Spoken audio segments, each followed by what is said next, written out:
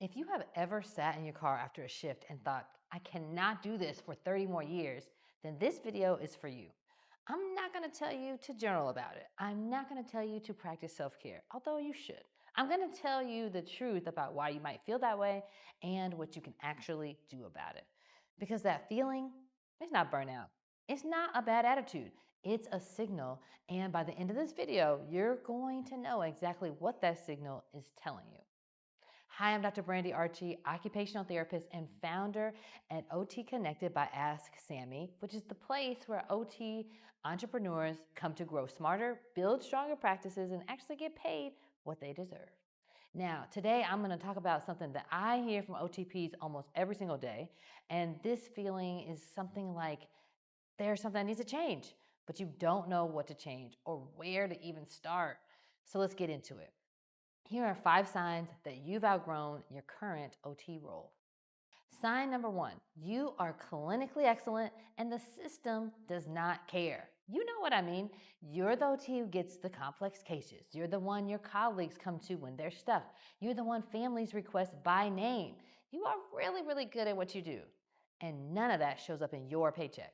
None of it shows up in your performance review because the system you work in doesn't measure clinical excellence and measures productivity units. Think about that for a second. You spent years in school, you invested in CEUs, you've refined your clinical reasoning, and the metric that determines your value in most settings is how many units you build that day.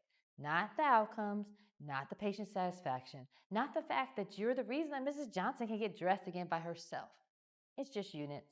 And here's the part that really gets me. The better you are clinically, the more frustrated you become because you can see that there's a gap between what you're capable of and what the system actually lets you do. If you ever feel like your best work doesn't matter in the setting you're in, that's not a you problem. You are great. That's a system problem. And it's the first sign that you've outgrown where you are. Sign number 2, you've Googled things like how to start an OT private practice or OT side hustle ideas more than once. And I'm not talking about a casual search. I'm talking about you probably at 11 p.m. on your phone after a rough shift typing cash pay OT into the search bar and falling down a rabbit hole of blog posts and webinars and Reddit threads. Maybe you searched how to get credentialed with Medicare as an OT.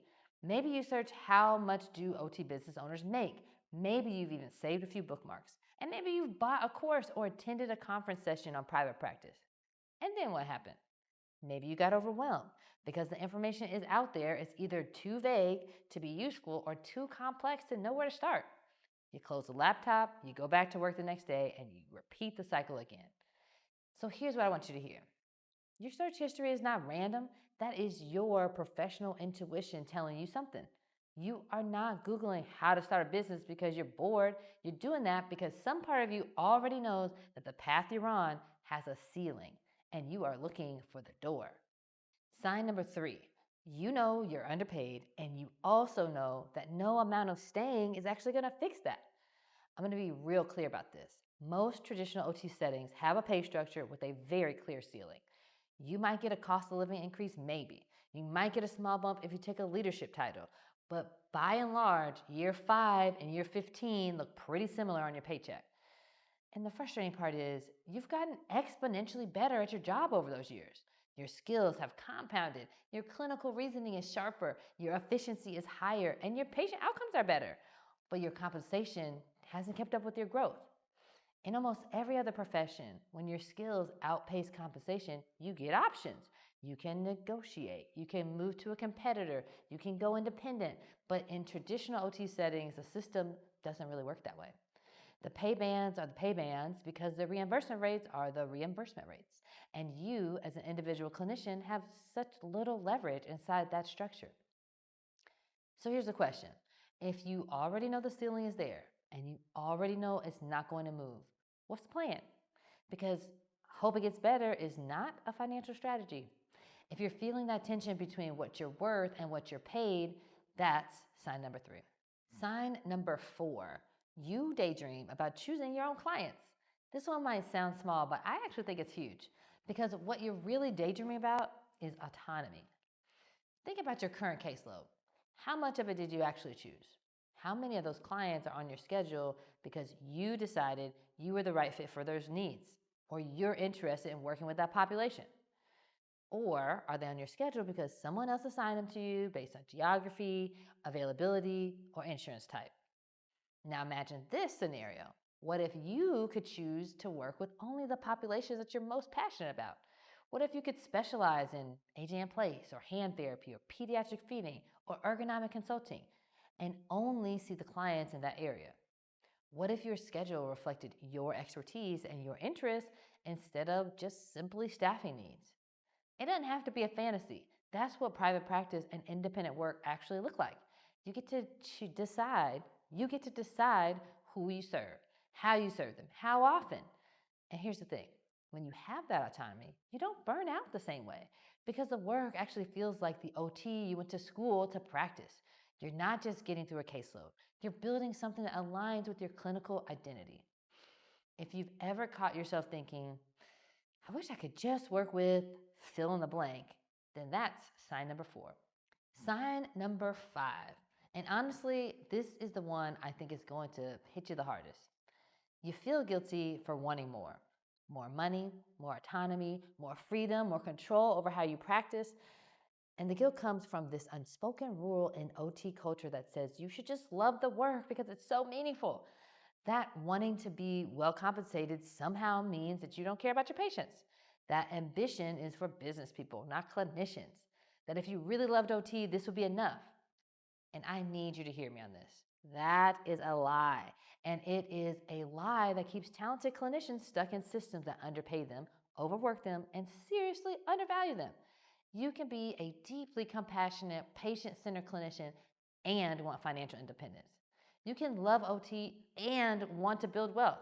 You can be passionate about helping people and refuse to do it at the expense of your own well-being. Those things are not in conflict. The system needs you to believe that they are, because the moment you stop believing it, you start looking for the exit, alternative health careers, and the system cannot afford to lose you. So if you've been carrying guilt about wanting more, if you've been apologizing internally for having ambition, I want you to let that go right now. Wanting more doesn't make you less of a clinician. It makes you a clinician who's ready for the next chapter. And I'm not saying this for nothing. I know what this feels like because I've been exactly where you are. I worked for 10 years in traditional clinical settings. I got 3 different certifications, a jumble of letters behind my name, and I got really good at driving results for my patients that were meaningful. But the only next step in my career ladder was being a manager of my peers, not treating clients. It wasn't a role for me, but also it was the only next step up in the system. That was frustrating. But what really tipped me over the edge was that I saw repeated problems where my clients were all saying the same thing, and no matter what I tried, I couldn't fix it from within the system. My hands were tied in so many ways, and I couldn't take it anymore. My frustration with pay and career growth and my anger at the broken healthcare system became greater than my fear of doing something I had never done. I started my own practice, structured around the work I wanted to do with older adults and aging in place and without the ceiling on pay. So I started. It was messy. I started without all the knowledge. I made a ton of mistakes that cost me time and money, but I started and I kept going. I've spent the last 2 years building something that I wish existed when I was at my most frustrated point. Because here's what I want you to know. If you resonated with 1, 2, or maybe all 5 of those signs, it's not you that's broken. You are not ungrateful. You are not just burnt out. You have outgrown a system that was not designed for you to thrive in. And that is actually a really powerful place to be because it means you're ready for what comes next. And I will tell you, what comes next does not have to look like figuring it all out alone. It does not have to look like Googling it at 11 p.m. and getting more confused. It does not have to look like cobbling together bits and pieces from courses and webinars and groups and hoping that you don't miss something critical that might later have you in legal hot water. I spent the last 2 years building tools and infrastructure specifically for OTPs who are in the exact place that you are right now. OTPs who are skilled, who are ready, who just need a roadmap and resources to go from. We want to go from I want to do something different to actually doing it. And now I'm pulling back the curtain on what we've been building, and I think it's going to change the way you think about what's possible for your career. So if you're not already subscribed, hit that subscribe button right now so you don't miss our updates, and head to the link in the description to check out OT Connected. So start by creating your free account. Poke around, check out the community board, the knowledge base, or build your first client handout. See what it feels like to have tools made for the way you work. I'll see you next week.